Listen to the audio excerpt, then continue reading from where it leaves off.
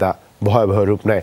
ছড়িয়ে পড়ে পাশের টিন মার্কেটে, হার্ডওয়্যার, ওষুধের দোকান সহ বিভিন্ন ব্যবসা প্রতিষ্ঠানে।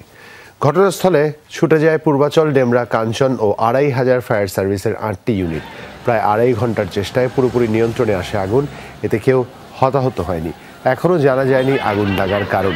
ব্যাপক ক্ষয়ক্ষতি হয়েছে বলে জানিয়েছে ব্যবসায়ীরা।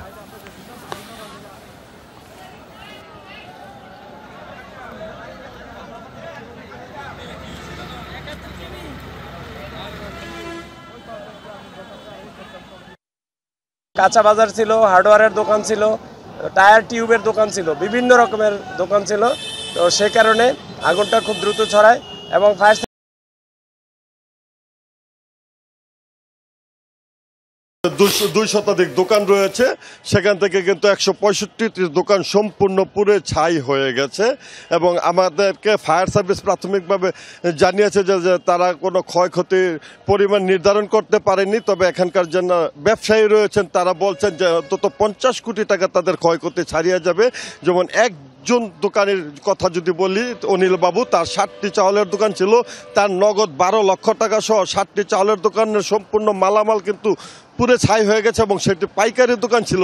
এ ধরনের ৬৫টি দোকান ছিল। যদিও এটা কাঁচা বাজার নাম দেওয়া হয়েছে, এখানে কিন্তু মূল্যবান যন্ত্রাংশ, হার্ডওয়্যারের মালামাল এবং অনেকগুলো মেডিসিনের দোকান ছিল, যে কারণে আসলে ক্ষয়ক্ষতির পরিমাণটা বড় আকারেই নিয়েছে। এবং আপনি জানেন যে যখন খুব ভোর রাত, অর্থাৎ রাত ২:৩০টার দিকে কিন্তু আগুনটা সূত্রপাত ঘটে এবং প্রায় ব্যবসায়ীরা, এখানকার পাহারাদার যারা রয়েছে তারা ধারণা করছেন যে বৈদ্যুতিক শর্ট সার্কিট থেকে এই আগুনের সূত্রপাত। এবং ভোর ৫:৪ পর্যন্ত দিকে কিন্তু আগুন নিয়ন্ত্রণে আসে। এখন ডাম্পিংয়ের কাজ চলছে, অর্থাৎ ৩ ঘন্টা পুরোপুরিভাবে কিন্তু আগুনের লেলিহান শিখা দোকানগুলোতে ছড়িয়ে পড়েছিল। এবং এখানে ১৬৫টি দোকান সম্পূর্ণ পুড়ে ছাই হয়ে গেছে, যে কারণে আসলে বড় আকারের একটি ক্ষয়ক্ষতি হয়েছে। এবং আমরা এই মুহূর্তে দেখতে পাচ্ছি যে চারদিকে ব্যবসায়ীদের হাজারি বইছে এবং তারা কিন্তু খুব বেশি বেদনা কাতর হয়ে রয়েছেন। সামনে ঈদকে পুঁজি করে কিন্তু তারা অনেক মালামাল মজুত করেছিলেন এবং এই যে কারণে আসলে ক্ষয়ক্ষতির পরিমাণ আরও বেশি দাঁড়িয়েছে। এবং এখন যে ডাম্পিংয়ের কাজটা চলছে সেখানে আরও 2টি ইউনিট যোগ দিয়েছে। এই মুহূর্তে কিন্তু ফায়ার সার্ভিসের মোট 10টি ইউনিট কাজ করছে এই পাইকারি মার্কেট। এখানে গাউসিয়া হচ্ছে গিয়ে বাংলাদেশ সহ এশিয়ার সবচেয়ে বড় পাইকারি মার্কেট। এই মার্কেটে আগুন লাগা মানে এটা বড় ক্ষতি। এবং যে এটা যদি কাপড়ের বাজারে ছড়িয়ে পড়তো তাহলে কিন্তু আরও ভয়াবহ এক ধরনের ক্ষতি হতে পারত। কিন্তু কাঁচা বাজার পর্যন্ত একটা সীমাবদ্ধ থাকার কারণে কিন্তু ক্ষয়ক্ষতির পরিমাণটা ৫০ কোটি টাকার কাছাকাছি হতে পারে বলে এখানকার ব্যবসায়ীরা আমাদের জানিয়েছেন।